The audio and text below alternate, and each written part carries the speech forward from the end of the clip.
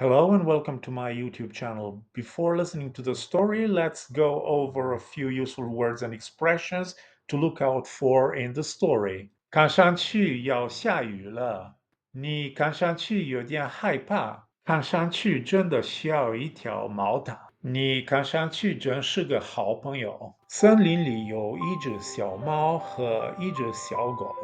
一天，小猫看到天空说：天看上去要下雨了。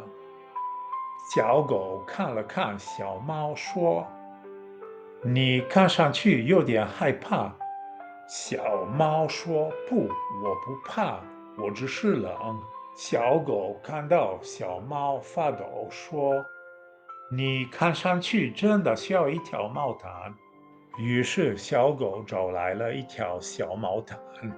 小猫高兴地说：“你看上去真是个好朋友。” If you like this story, give the video a thumbs up and subscribe to my channel.